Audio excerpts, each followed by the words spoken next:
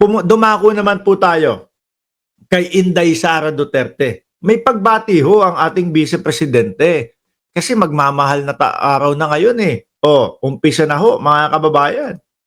'Di ba? Yung iba nga nating mga kababayan ho eh malamang po nasa nasa mga kanilang probinsya na. Ingat po sa biyahe, no?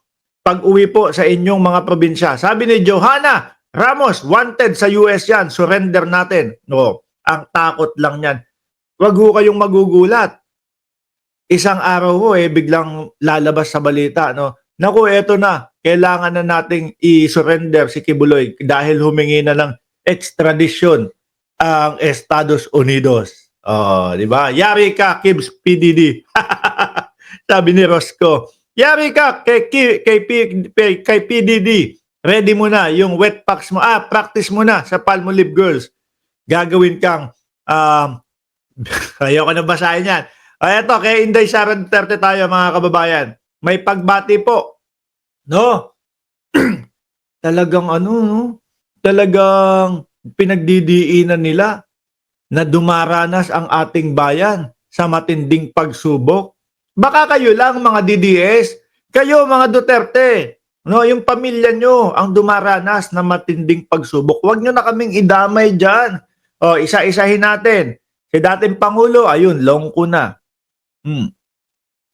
Nasa dahig na. Diba? Problema nyo na yan. Problema nyo yan kung paano ilalabas yan. Kami naman, bilang isang Pilipino, eto namang mga manonood natin dito, bilang isang Pilipino, hindi naman namin pinoproblema yan. Kayo-kayo lang, mga DDS.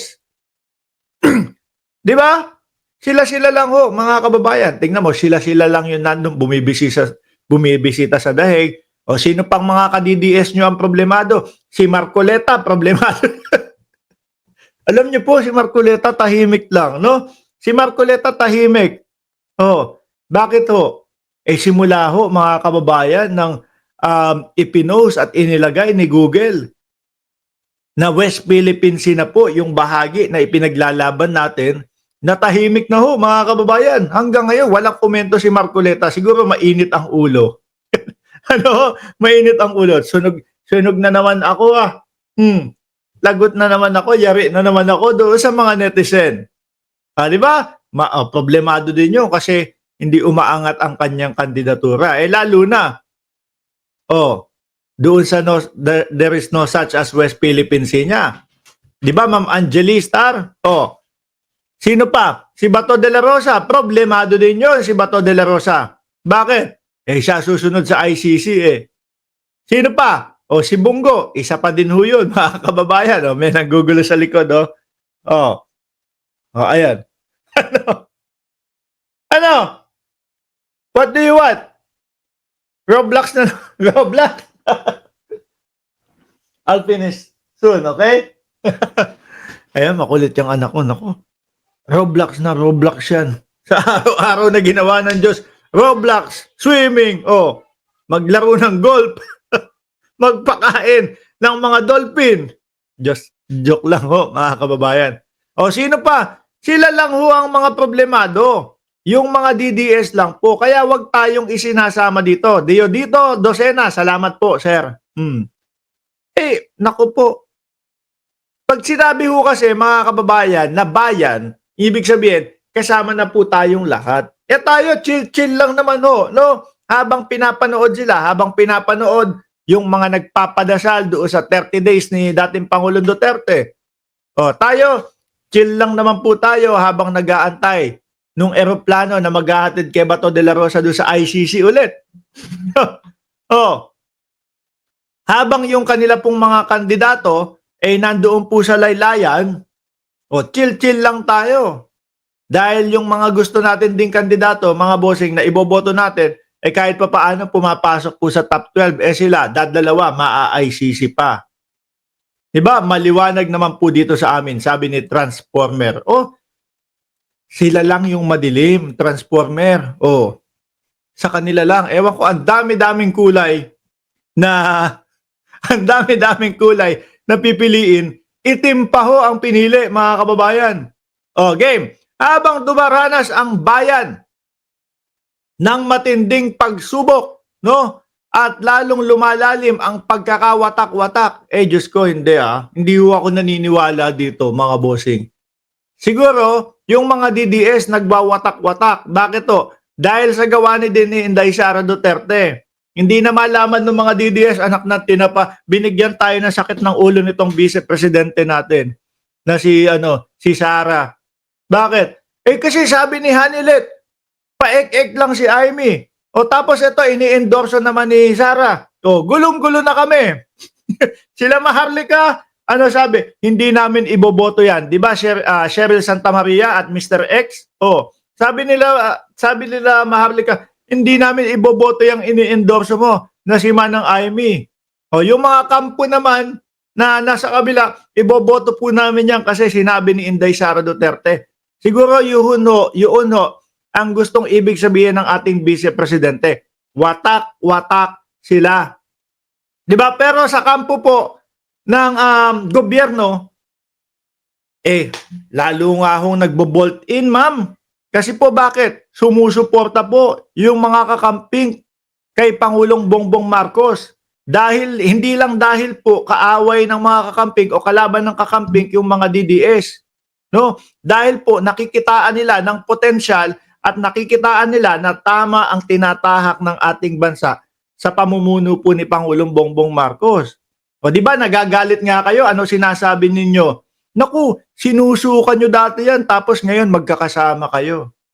Sorry, sa election, ang usapan dyan, bilang. Di ba? Bilang. Kaya nga, meron, ito pa, Inday Sara, merong tumatakbo, Heidi Mendoza. At ang nakikita ko doon, yung mga government supporter at tapos yung mga kakamping nagkakaisa na iboto si Heidi Mendoza. O dito sa amin, let's bolt in. Diyan sa inyo, nalilito. Iboboto ba natin si Amy Marcos o hindi? Sabi ni Sara, iboto daw Sabi naman ni Maharlika, wag iboto. O, diyan sa inyo yung nagkakawatak-watak. Uulitin ko, wag nyo pong idamay ang buong Pilipinas. Sabihin nyo na lang po, nagkakawatak-watak ang mga DDS dahil kayo-kayo lang naman yon.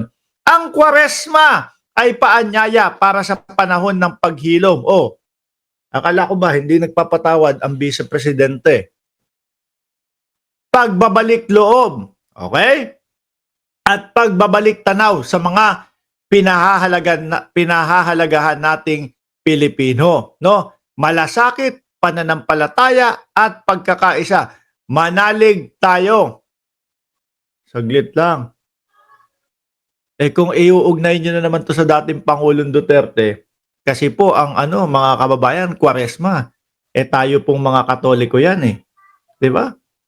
Kaso ang dating Pangulong Duterte, ano sabi?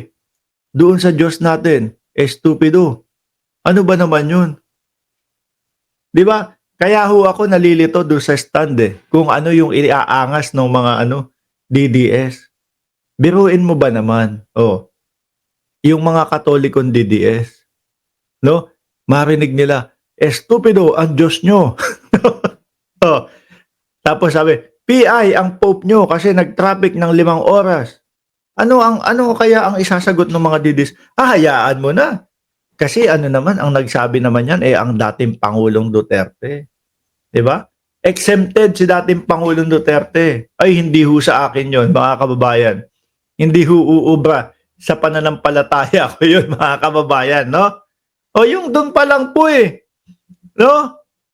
Doon pa lang ho, mga bossing red flag na ho yun para sa isang Katoliko. Tuloy! Ikaw naman, Shiro Kansaki, napakagrabe mo naman sa mga DDS, sabihan mo silang utu-uto. Wag naman ganyan, no? Sobrang utu-uto lang sila. Mga ka-DDS, baka sabihin nyo, hindi ko kayo pinagtatanggol Sabay-sabay tayo, mga ka-DDS. Wag nyong kim-kimin yan. No, ilabas nyo yan. Alam ko, matagal nyo nang gustong sabihin, gustong ikomento dyan na, sulit, Duterte kami. Ikomento nyo na. Mahirap kinikim-kim yan. Mahirap yung iniipon nyo lang sa loob nyo yan. Gusto nyo nang mag-type, i-type nyo na, sulit, Duterte.